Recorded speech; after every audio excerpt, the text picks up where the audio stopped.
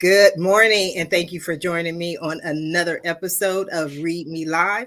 I am your host, Sharifa Hardy, and we have an incredible show for you today. I'm having so much fun. I love the energy of a Friday. So happy Friday to everyone. Today's guest is going to talk about visualization, vision boards, and motivation. Good morning, Steve. How are you? Doing great, Sharifa. Thank you so much. Pleasure to be here, and I'm definitely looking forward to our conversation.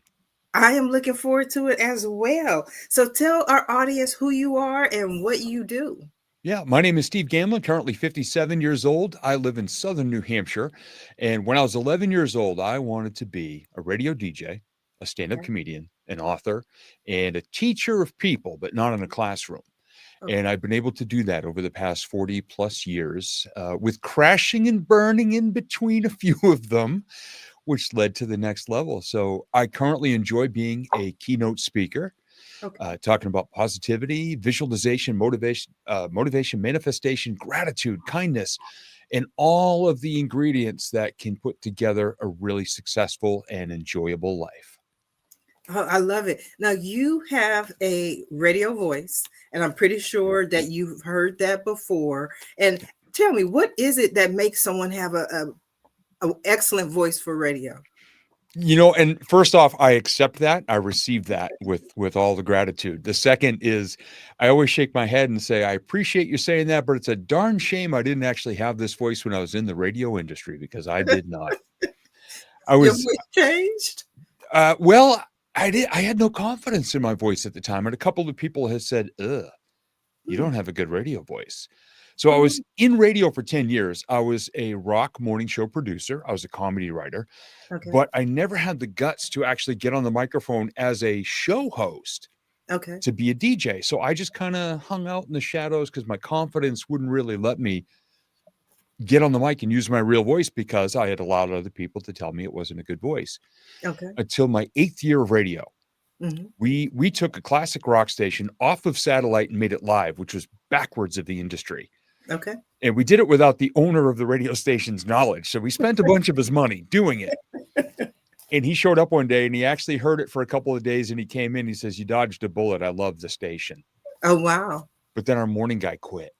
Oh, wow. And I said, "Well, I'll do the mornings." Now, I'd still never really been a DJ. Hmm. And what followed was the worst 4 mornings of rock radio you've ever heard in your life.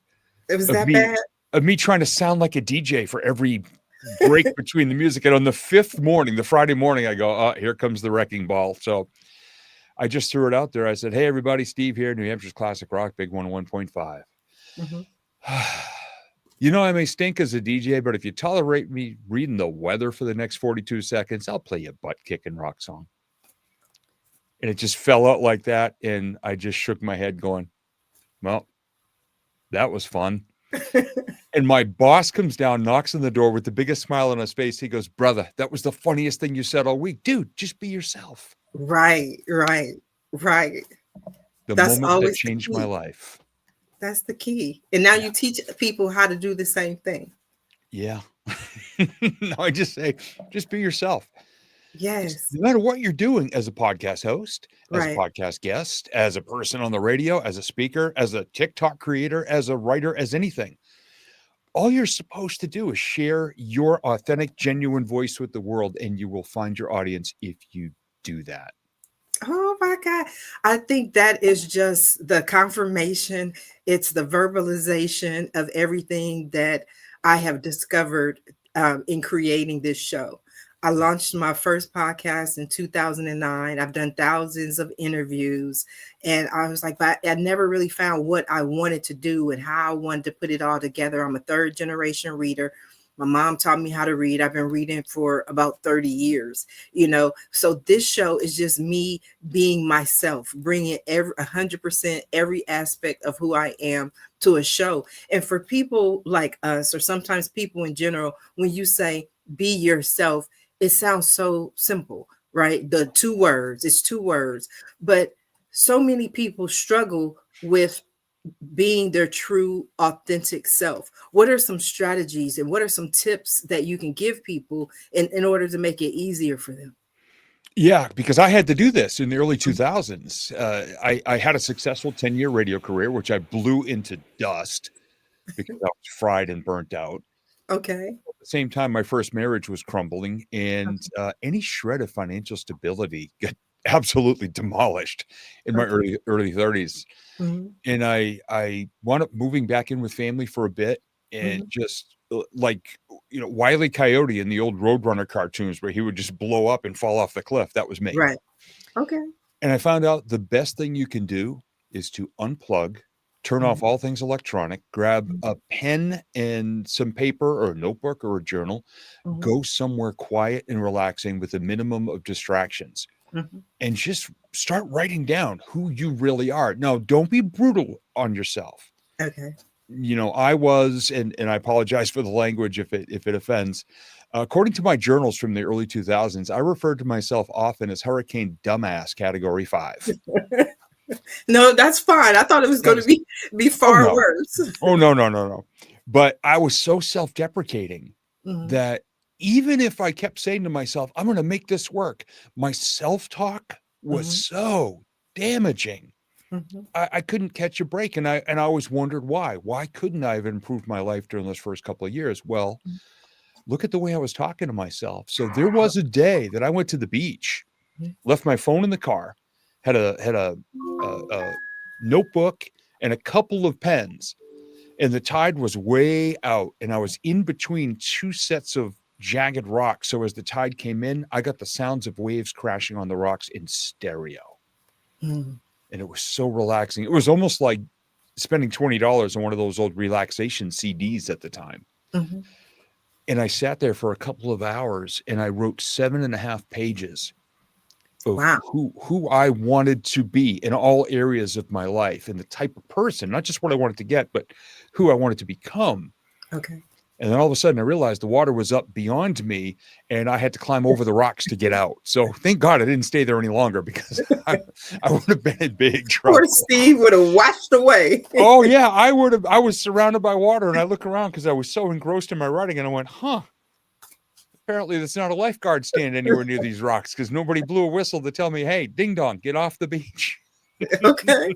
The water was your sign. But let me just Yeah. ask you one of the things I first of all, before I even ask my question, let me just acknowledge I love your sense of humor. I love the Thank you. fact that you can laugh at those moments and you can find levity in these situations that other people would have really destroyed them. But one of the things that you talked about was moving in with family, right? And for somebody who has been laid off 8 times, I've gone through those challenges of living with family and having to depend on other people. Did you feel an added pressure to figure it out because you were with other people? Because I know sometimes people be like, what are you going to do, what's going to happen, what's going to did you have that added pressure? In a way, I didn't, because shortly before I wound up crashing and burning everything, I Okay. had actually built a recording studio and an office in the basement of my dad and stepmom's home, Oh, okay. because they had plenty of room, and they knew that I was interested in building one. And they said, hey, come just take this whole side of our basement, a Aw. quarter of their basement. Mhm. And it turned out to be an amazing blessing. And it didn't take long to discover it, because my stepmom pulled me aside one day. And of course, I was concerned about infringing on their space and Right. interrupting their lives, but we're super close. And my Okay. stepmom said, look, there's no pressure on you to move out of here, but let me just tell you, Mhm. if you weren't living here, your dad and I, because my dad's health was starting to fail a little bit, Mhm. she said, in a couple of years, your dad and I might have had to sell this house, and that would break his heart. Okay. So there's no rush for you to leave. Mhm. And that just, it took so much pressure off. And it also allowed me, because I was working from the house in the basement, Mhm. in the studio, in the office, to mow the lawn for my dad, to clear Aw. their 450-foot driveway every time it snowed. When the snow got too deep on the roof, for me to climb up there, because he could not anymore, to clear the roof. Right. So it turned to be the safest and softest of landings, because I was able to provide value for them. Right. So it made it a lot more comfortable than maybe it could have been. Mhm. And also, our favorite Boston sports team started on a run of championships right about that time. So when dinner was ready, my stepmom would yell downstairs, "Yo!" Because my father would be in his carpentry workshop, and he'd open my studio door and go, "Did you get the yo, bud?" So we'd have dinner. We'd watch the Red Sox win or the Patriots on a Sunday or whatever. So it became this amazing cocoon Uh, when I got to be even closer to them than ever, okay. and pay them back in so many ways that allowed Mhm. them to stay in their home. So I was very blessed by it. Now I was more brutal on myself than they ever could have been to me. Okay. That was a longer gestation. The positive self-talk didn't start till June of 2011, when a dear friend staged an intervention after hearing me You had an brutalize. intervention? He had an intervention. Yeah, he and I just met 6 months prior to that. We just Oh, wow. became brothers right away. And he had a 3-day event, a small personal development event. He let me speak all 3 days. And on the third day, I was running out of material and I just woke up in a bad mood. So I went on about a 15-minute self-deprecating rant. I knew the word rant was coming. That's Oh, always what rant. happens. Yeah. Because I said one self-deprecating thing and I got laughs. So I kept going.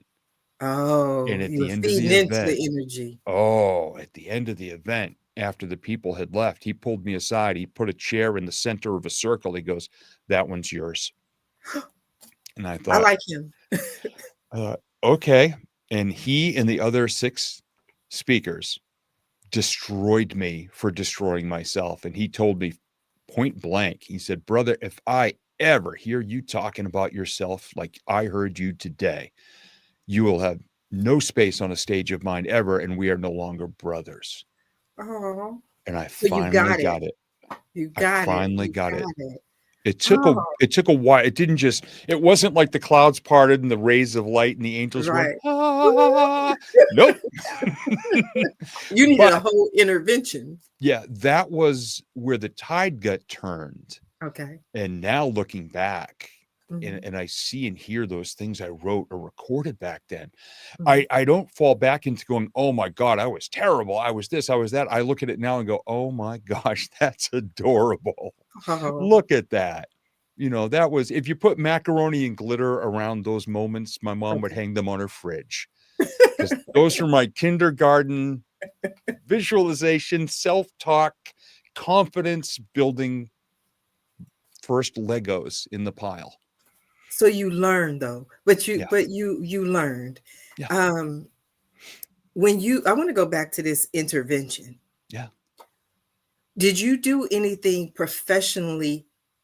Did you do anything different professionally after the intervention? Like, did you go and say, "Let me rewrite my material. Let me be more prepared. Let me like." What was there an actual item checklist of things that you felt you had to do so that you would be prepared the next time given this opportunity? Because you almost lost the ability to appear on stage. Yeah. Yeah. I wouldn't say so much that I retooled the topics or the stories. I just Okay. didn't take them down that darker road. Okay. I flipped the script and I made them more positive. Not that it was an ego boost or a pat on the back, but it was a way to shine a spotlight on the result and not the person that got there by some miracle because he's a moron.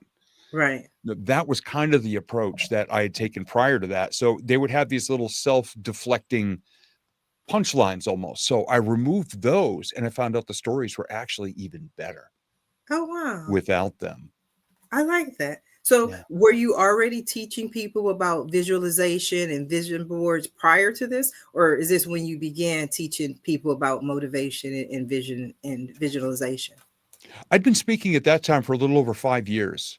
Okay, so And it some was it was the infancy of me teaching visualization and things like that. I never got training, nor did I ever take anybody else's course or even read a book on visualization. I okay. learned that it even existed from about a 3-minute segment of the DVD version of The Secret in the early 2000s, where some guy Okay. named John Assaraf showed a picture of a vision board. And I went, huh, I'm a visual guy. Okay. I'll put my life back together using those. And trial and error and error and error and error and error and a few more errors, I figured out a way that worked for me. And then as other people saw my life getting better, they said, "Hey, can you show me how to do that thing?" And I would Right. just get on a phone call and teach them. And somebody one day said, "Oh my gosh, you should make a course to teach other people how to do that." I'm thinking, yeah, that would be good because just one-on-one over the phone for free is not going to serve my business very well.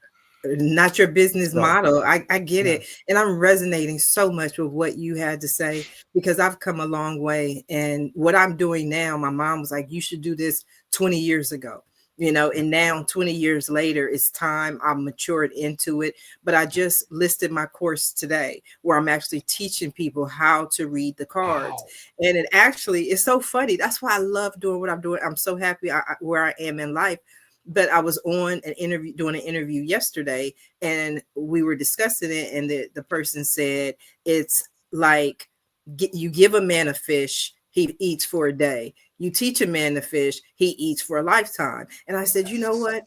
I love reading, but maybe I am kind of giving people fish, and sometimes, I will continue to do readings, but I said, well, if I teach people how to read, then they can eat for a lifetime. So I got up this morning, hit the gym. That's what I have to do to get in my zone at about 5 a.m. Came back and I started working on this class. So on January 11th, 2026 is going to be my first real huge class where I teach people how to read the cards.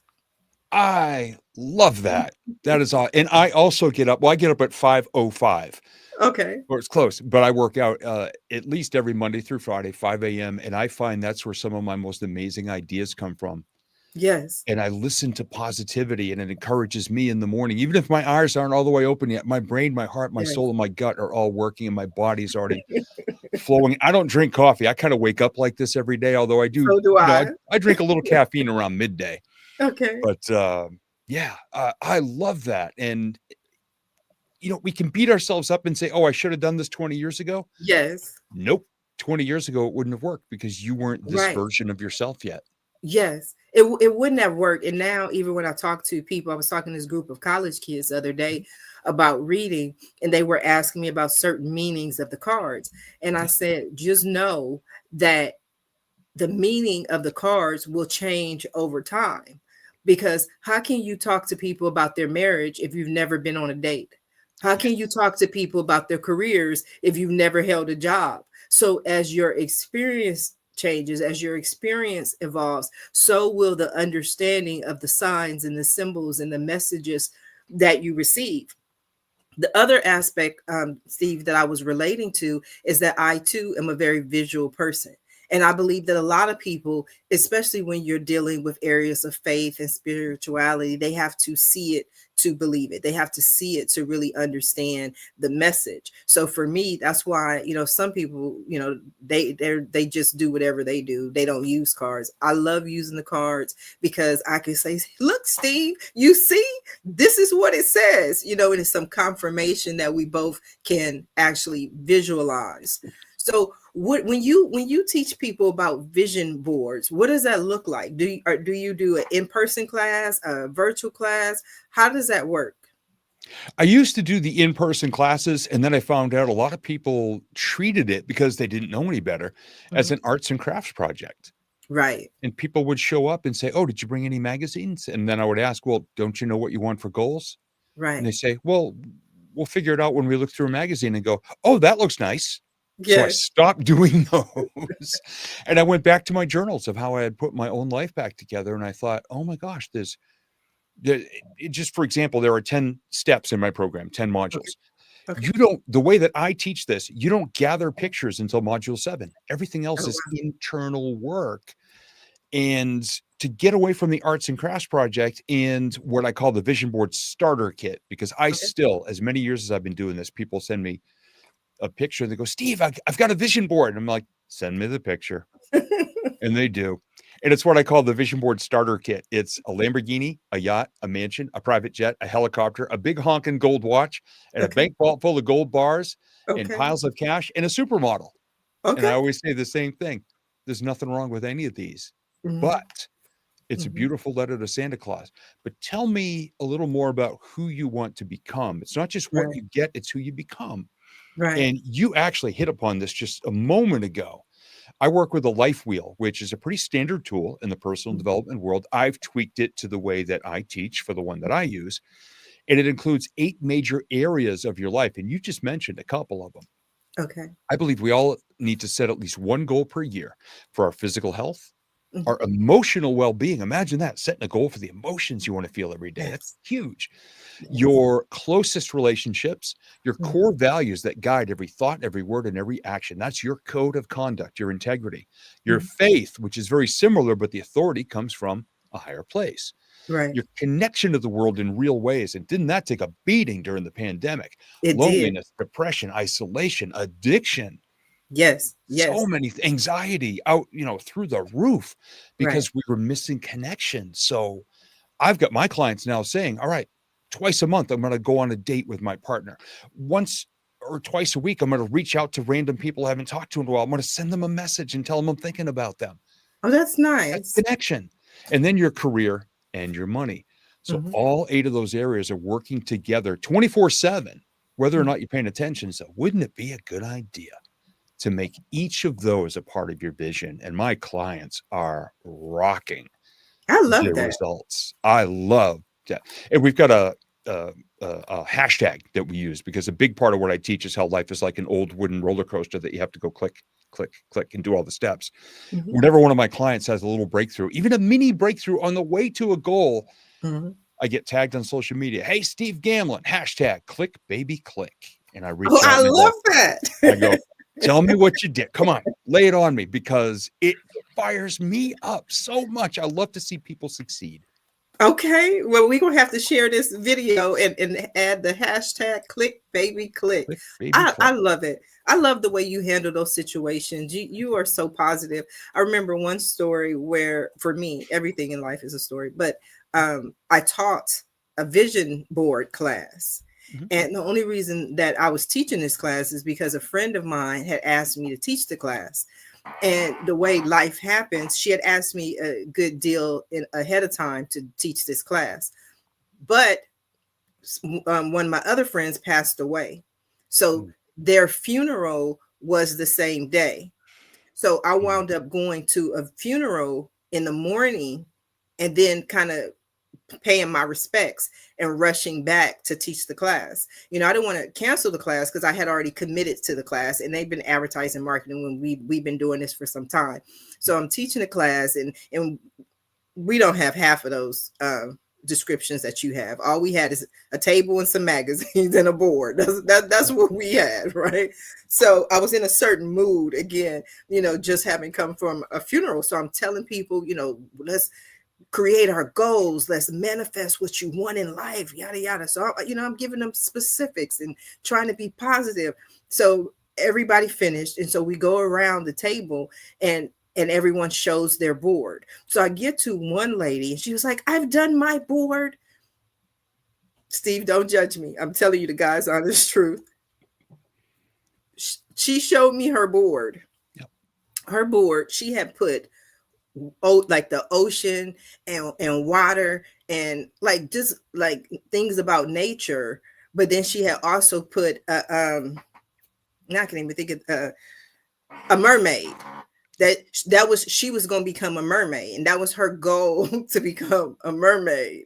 And so I took her vision board and I tore her vision board in half, and I said, don't waste my time, do not waste my time. I'm like, Wow. I'm going through too much, it is not the day for you to sit here and play with me, right? So that's why I said, don't judge me, Steve. But I Yep. was so like, I was I like, understand. you know what I mean? Like, come on now. We're trying to change lives and make things better. And I done left a funeral to come here and help people and be of service people. And you want to be a mermaid? Now, that's not, for all the mermaids out there, that's not a judgment on them. I'm not knocking the mermaids, but Yep.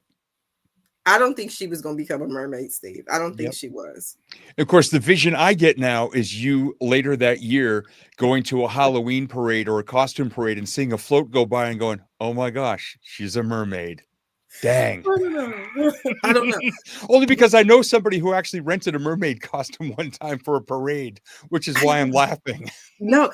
I mean, I could have, like you said, Steve, there are situations when we could have handled it better, Oh, handled yeah. it different. I could have given her a motivation speak on how to channel if she loves mermaids into mermaid products, or maybe she needs to make mermaid costumes or mermaid floats or whatever. But this was more of a serious kind of, let's set goals. Let's look at items. Let's put the things that we want to achieve in life as our vision board. And the whole thing I saw was, you are wasting my time. You are Yeah. wasting my time. Yeah. So But look at where your mindset was that day. yes, So, yes. there's an asterisk on that one. You're not a bad person for having done that. Thank you. And Thank I you, Steve. love that you're a storyteller like I'm a storyteller. That's how I Yes. share. And you spoke earlier about that, about being authority of what you do because of our, your track record, and you're passionate about it and all of this. Mhm, I still, even 22 years in as a speaker, every once in a mhm, while, somebody comes out to me real snotty. mhm, What qualifies you to do this? Are you mhm. licensed by the International Coaching Federation? Nope. Are you a licensed therapist? Nope. You a licensed psychologist or psychiatrist? Nope. Well, what qualifies you to do this? I've got a little chalkboard here in my recording studio. And one day I looked at it and I grabbed a piece of chalk and I wrote, "This guy lived it." And I Mm, drew an arrow and I put it next to my head, making sure the arrow was pointing at my head, took a selfie and sent it to them. And I said, "This is what qualifies me." amen. And and Amen. and just for emphasis, I put my favorite hashtag in the world next to it. Hashtag up yours. That's my exclamation point at that once it gets to that point of snottiness, I'm like, I'm gonna send something back over the net at you here. Right. And No, I love it's those not things. offensive, but it always makes people laugh. So hashtag up yours.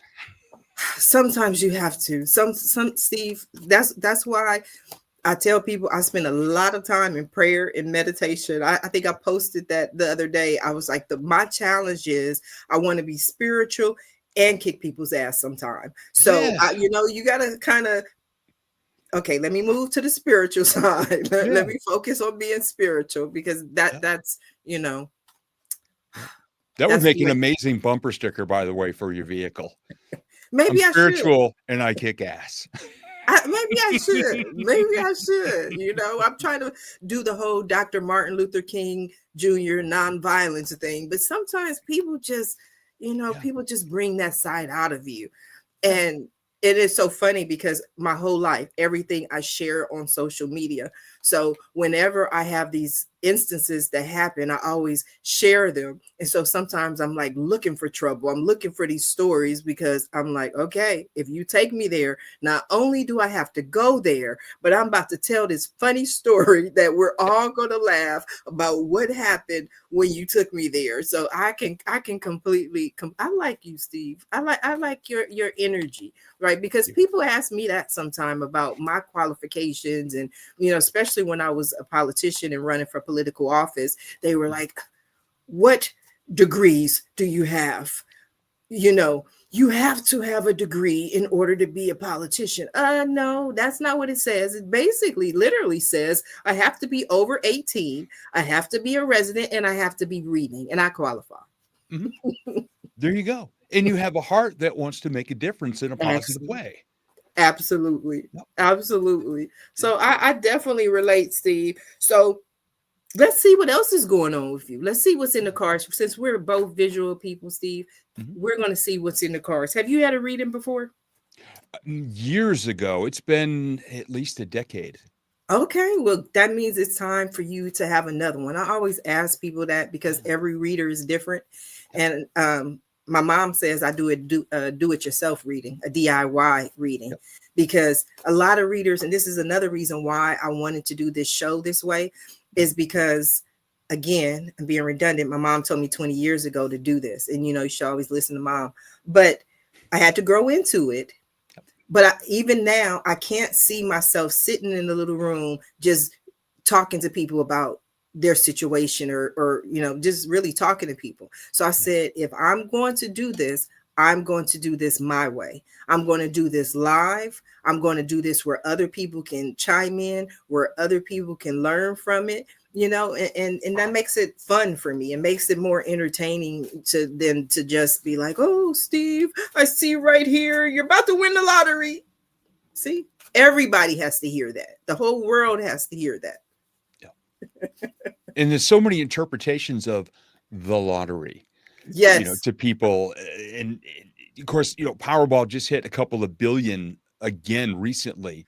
Okay. And I used to see the people in line at 7-Eleven, 150 people deep. And there's the youngest news reporter from the local TV station is there holding a microphone saying, if you win, what are you going to do? And everybody goes, I'm going to help the homeless.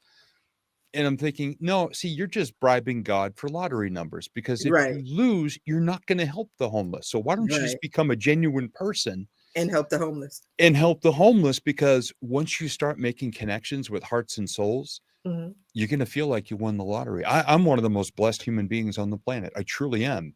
Oh, Despite the things that have been going on in my life over the past uh, over the past 7 years, I've had 4 people very close to me pass away. My businesses oh, both got wiped out by the pandemic.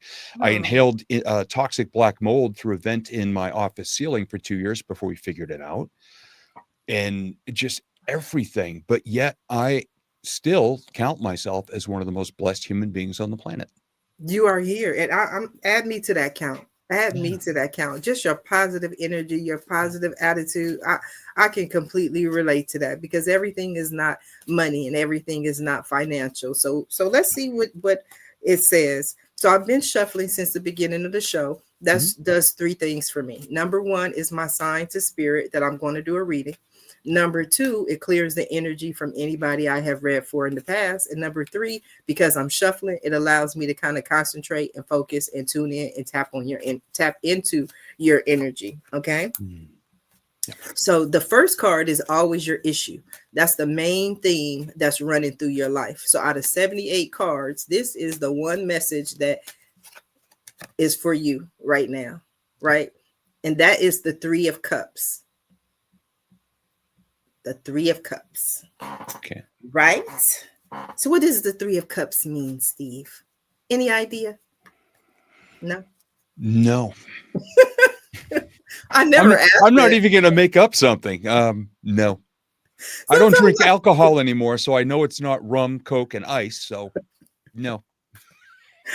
oh, it's so funny. I just make up stuff as I go along. That's what makes it a podcast. It makes it so entertaining. And when you were telling me your story about when you were on stage and you were saying all those horrible things about yourself, I said, see, if you were a stand-up comedian, it probably would have worked, because you have some kind of comedy to you. And that's how, that's why I'm relating. People always like, Sharifa, you need to be a comedian. I'm like, no, I'm a host, because then if I'm funny, I'm funny. But if I'm not obligated to be funny, and I don't get booed. So Yeah. sometimes I just throw random stuff out there just to see what happens. So Yeah. your main issue is the 3 of Cups. Okay. Mhm. So cups are about feelings. Cups are about emotions. Some aspects of it is about love, but it doesn't have to be about love for another person.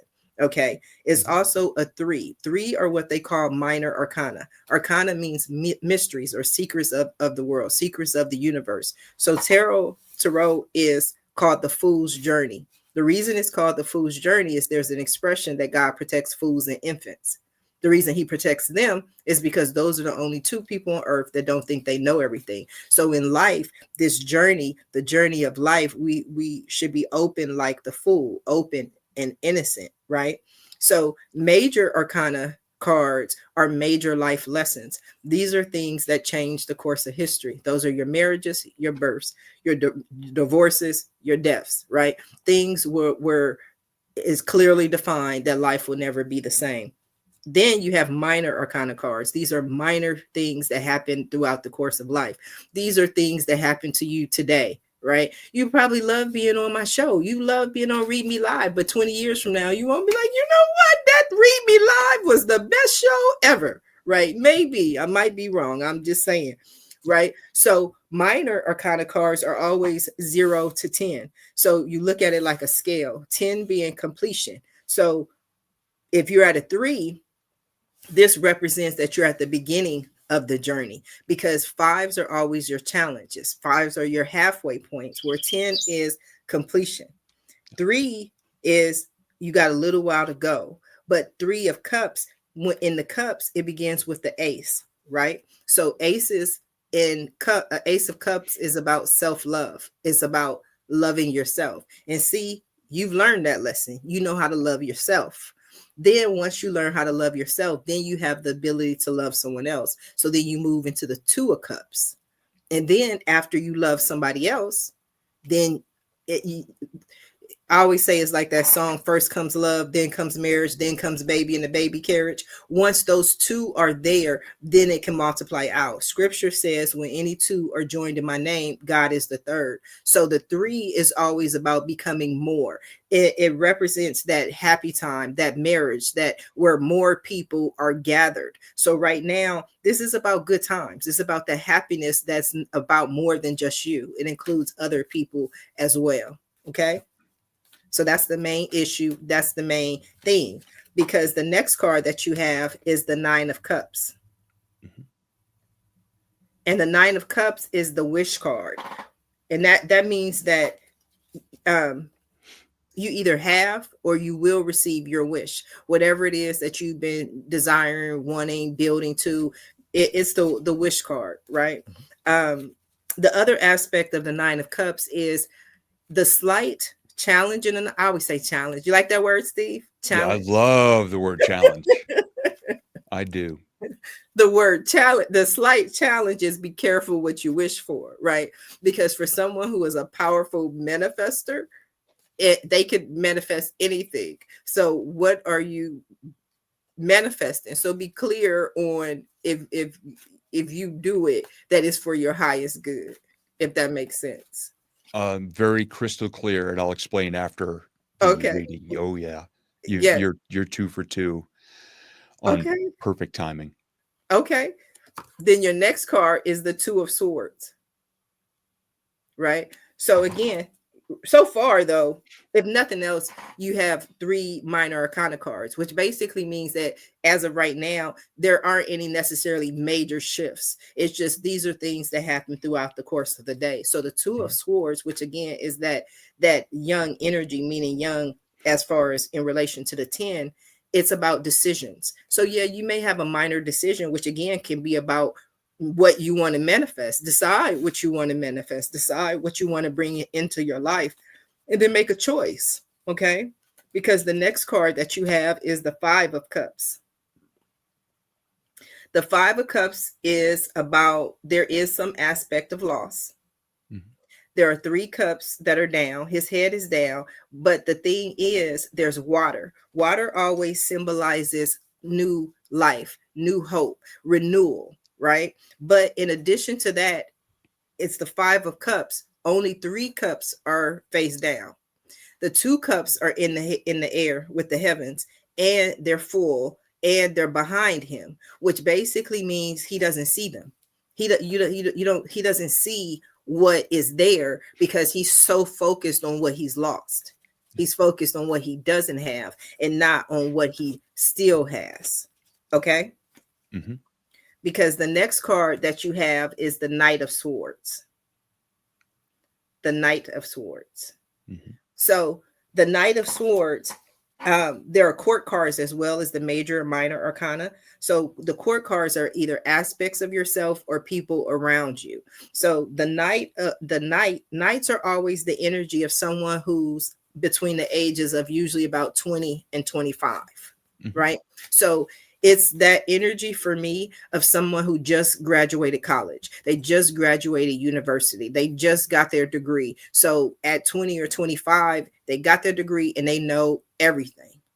Only to get to 55 and realize you didn't know anything, right? Mm-hmm. But here's the thing. You could have never have done what you're doing now without that experience at the radio station, without that moment, that 5th day where you like, oh my God. See, it's those little incidents that change the course of history. Those moments where if not for this, then I wouldn't have that.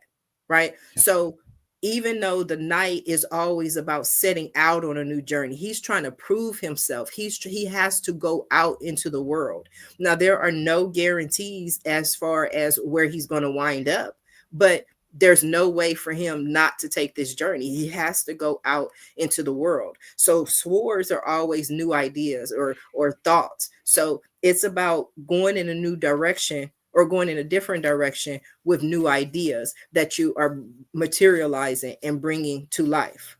Does that make sense? Crystal clear. Yes, Okay, so absolutely. the next card that you have, and with this is at least good. I mean, not that the other ones were bad, but the King of Swords, Mhm. right? And the King of Swords is right next to, right, basically after the Knight of Swords. So that means what that represents is progress.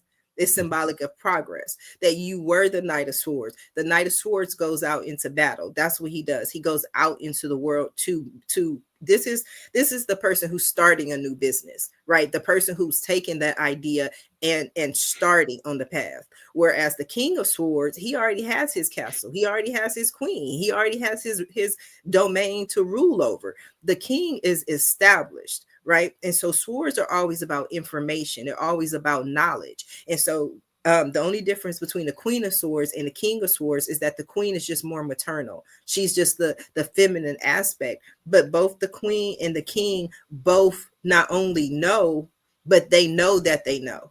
They know they have the information. They know what to do. Now, I always say the only challenge with the Queen and King of Swords is there's a difference between the letter of the law and the spirit of the law. And sometimes when we focus on the letter of the law, we can miss the spirit of the law, right? So I always say, okay, I'm not saying you're wrong, but just have a little compassion, have a little heart when you deal with other people or when you deliver the message, okay? Or when you work with other people as well. Just whatever it is, just remember to have a heart, because judgment, I think, is your first major arcana card, the first major lesson that comes in. And judgment is about is not only, it's about the rewards of hard work. You know, it's not a literal reaping what you sow, but it's about this is the work that you've done. And as a direct result of what you've done in the past, this is where you are. This is what you manifest. This is what you bring to life. But again, the one of the strongest messages that I'm getting from everything that you're doing is where you are right now is obviously sometimes these things sound obvious, but it's because of the hard work you put in the past. These are not you won the lottery, you just somebody gave. No, you have put in the work. You have earned your stripes in order for you to be where you are right now. Okay. Mm-hmm. Because the next card that you have is the Nine of Wands. And so the Nine of Wands is about creativity, right? And so the Nine of Wands is so close to the Ten of Wands. Again, we talk about completion. They had all the challenges in the Five of Wands. They had all the challenges in the Seven of Wands. So there aren't challenges ahead of them. But what happens when we've been going through something and doing something for so long, we get very tired. We like, oh my God, like, are we at the promised land yet? Sometimes we're wandering around in the desert for 40 years and we like, wait a minute, I could have just went over there, poop, and did that. So the Nine of Wands is always about giving it that last final push. You know, like you're almost there. Don't give up when you get to the finish line, because the finish line, the shore, everything is in sight. Like you worked too hard to get here to be like, you know what? I don't think I can do it. I don't even think those words are in your vocabulary, Steve. But I'm just saying, like, if you keep going, that's what I'm saying. Keep going, because the next card that you have is the Two of Wands. So you see how we went from the Nine of Wands to the Two of Wands. So the Two of Wands is on the path of the wands, meaning action, meaning career. The two is at the very beginning. The two is when you just start out. So the two is the one who, without the two, you can never even get to the king. You can't become the king without going through the two, because the two is about initiative. And the two, which is, I always say the Eight of Wands is my favorite, one of my favorite, all-time favorite cards in the deck, because the Eight of Wands is about new opportunities. And those opportunities come to you as a direct result of what you've done in the past. But again, you can never get to the 8 without becoming the 2. So the 2 is about stepping out there on faith. The 2 is about taking action, movement, like move your feet. That's the 2 of wands card. Don't just sit there and be like, oh, they just gonna call me and be like, oh, here's what we giving you, Steve. No, you got to get out there, you got to grind, you got to hustle, and you got to make it happen. So I did a 10 card reading. Number 1 is your issue. I don't give all the different positions and all of that, but the last one is the 10th one is the final outcome. And so the final outcome says, Sharifa, you done did all that. You done went around rambling and all of that. At the end of the day, what does Steve need to know on the current path that he's on? He is going to hit the lottery. Now, I don't know if that's true or not. Don't quote me on that, but it's the Wheel of Fortune. Yep. The Wheel of Fortune. And the Wheel of Fortune, again, being a major arcana card, is a very blessed card. It basically means that the gods are blessing you. But even these blessings, the most important thing about the Wheel of Fortune is that it's not something that's in your control. It's not something that you make happen. This is sometimes the gods just be like, boop, there you go, Steve. That's one for you, right? That's the energy of the Wheel of Fortune. So what I'm getting from this whole thing and what I'm reading is, you know what to do. You know what to do. And I think you know that you know what to do. I don't see like you got to really go in a different direction, but take action, move forward. And then once you move forward and you give it that final push, the gods will bless you. God will bless you and your endeavors. But I don't see a lot of changes or going in a lot of directions. But again, with the 5 of Cups, it's about looking at the bright side, looking at what you have, look at your abilities, look at, who you are, and find strength in that. Does that make sense to you? Oh, 100%. And I can, and let me know when you'd like to hear the story of what's going on in my life right now that this is all perfectly placed for. Because 2 seconds, and not that you're going too fast, because I always ask the same question. Number 1, if it resonated with you. So you said it resonated with you. And then I always ask if you have any questions. Actually, I don't. Okay. Every card in order and the way you explained each one Okay. made perfect sense to me for the situation that my life is going through at the moment. Yeah. Okay. So we got to get the on-air version of the story. Yeah. The greatest manifestation and visualization I ever created for myself. I spent 2 or 3 years in the early 2000s creating my dream relationship, and spent a couple of years becoming the best version of myself that I felt I needed to be to attract this perfect partner. Right. And in early 07, I put up that year's vision board, which was couples enjoying, holding hands at the railing of a ship at sunset, walking hand in hand on a beach, cooking a meal together in the kitchen and laughing. And in early June of 2007, I wrote in my journal, I'm ready to fall in love. And on June 16th, about 10 days later, I got an email that I nearly deleted as spam, which I realized later that day. I said, oh my gosh, I have to go back and open that. It was from a woman with whom I had gone to high school. We had not seen or talked to each other at that point in 21 years. She was living in Florida by then. And she said, hey, I saw your name online. We should keep in touch. And a month later, phone calls, texts, and emails without even a picture of her, because she would not send me one, nor did she have any social media footprint anywhere. I mean, she was Google proof and everything. Who is this lady? Yes.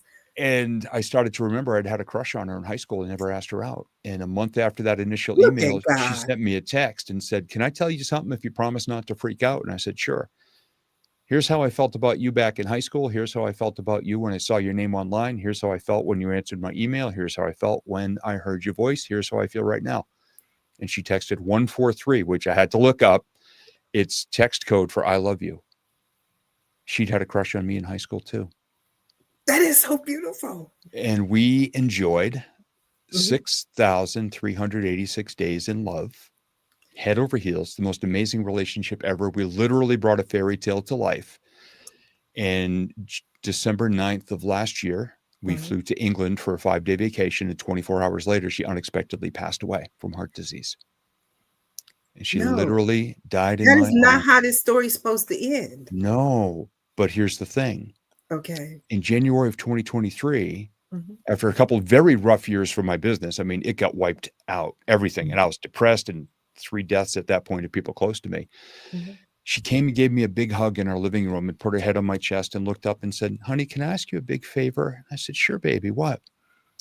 She said, "Can this be the year that you get famous again so I can quit my job and find something less stressful?" Mm. And so since December, I'm still living in our home.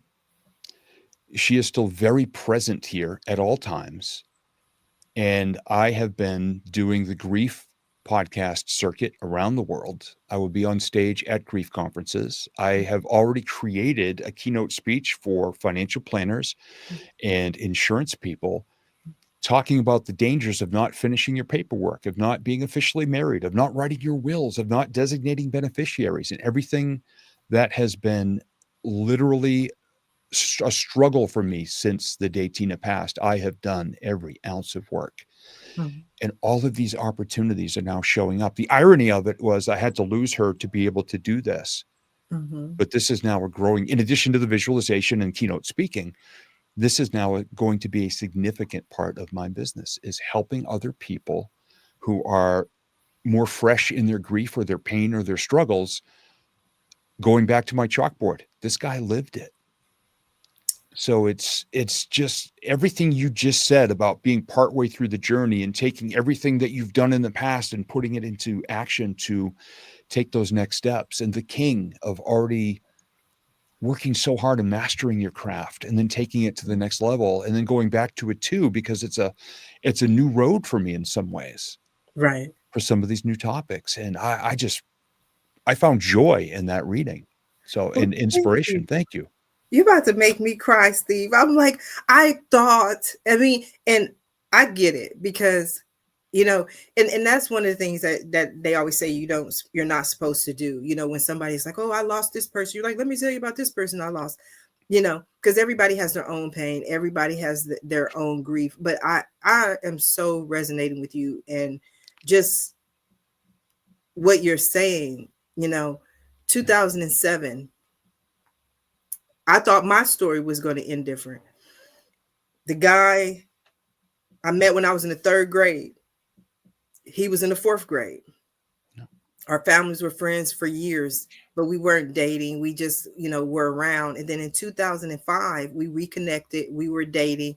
And in 2000 and early 2007, he told me he had cancer and he was telling me about all his symptoms. And I said, boy, stop Googling that. I'm like, you ain't nothing gonna happen. You not going anywhere. You gonna be here. And in 2007, he passed away. And in my head, I had this whole vision of our lives and what it was going to look like. And so when you were telling me, how you reconnected and the emails and going on trips and 5 days, I'm like, I know this story is about to end with a wedding. I thought it was, you were like, and we just got married yesterday, Sharifa.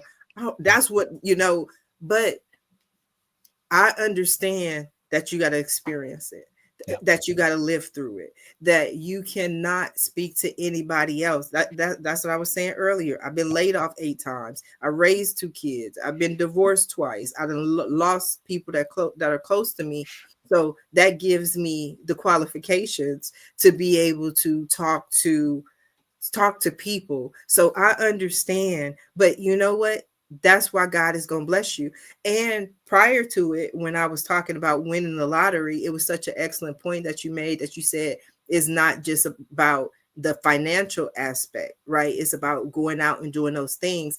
And if any card in the deck symbolizes winning the lottery, I always use the Wheel of Fortune. So, and the reason I do that is because the lottery is a prime example of something that you cannot manipulate, you cannot control. Some things God just has to be like, it's your time, right? So especially we know when we have loved ones, dear loved ones on the other side, that they are here to help us and to guide us, and all of a sudden doors just open and blessings just pour forth from the heavens, because everyone and everything is working together towards our highest good. So thank you for sharing that. Thank you, thank you, thank you, thank you for sharing that. I'm just getting emotional, which I don't like because I'm feeling it. But we are coming down to the last few minutes of the show. And what I love to do at the end of every show is just simply allow my guests the opportunity to speak directly to the audience, to everyone who is watching this show live, as well as everyone who is watching in the archives, and let them know what you want them to take away from your appearance here today. The biggest thing is know who you are. And I mentioned earlier, if you got to take pen to paper and go somewhere quiet and just write down, get it all out, or look in your mirror. I start off every morning, give myself a high five in the mirror, and I look at myself and say, I love you. Even if there are days I didn't always believe it, it would make me smile. And I always say the same thing because you're a good dude with a big heart. So start every day by honoring yourself. Be kind to yourself. You're the only you've got. And you've got all the most amazing gifts in the world. So every day, find something about yourself to be grateful for. I've kept a gratitude journal 14 and a half years. I write down 3 things every morning that I'm grateful for from the previous day. And they are as specific and emotionally connected as possible. And if you do that even for 7 days, look in the mirror and just think, what am I grateful for from yesterday? And just so you know, tomorrow morning, this podcast is going to be in my gratitude journal. So if you can give the greatest gift you can give to your future self is something you're grateful for today, I encourage you to please do that. And it's going to help you to create the vision of your best life. I love it. I think that's wonderful advice. I remember through my hardest times, I would look at them in the mirror and I would go, Sharifa, I love you and God loves you. And if nobody else loves you, that's enough. And then one of the things that I learned is I would be like, oh, and then your children love you. Your parents love you. And then by the time I finished, I had this 10-mile long list of people who love me. So that's the thing. Sometimes we feel so unloved, but there's so much love in the world, you know. And I think it also goes back to your definition of when they were saying people who win the lottery always say that they're going to help the homeless, right? Okay, well, find someone to love, because they're, you know, if we all love each other, then we all won't feel alone. So I want to thank you, Steve, for just being incredible, just being the man that you are, but for being a guest on today's episode of Read Me Live. I also want to thank everyone who tuned in to watch the show live, as well as everyone who watches it in the archive. Now, if you want to be right there where Steve is and have your own reading, visit my website at readmelive.com. Until next time, everyone have a safe and a blessed day. Bye now.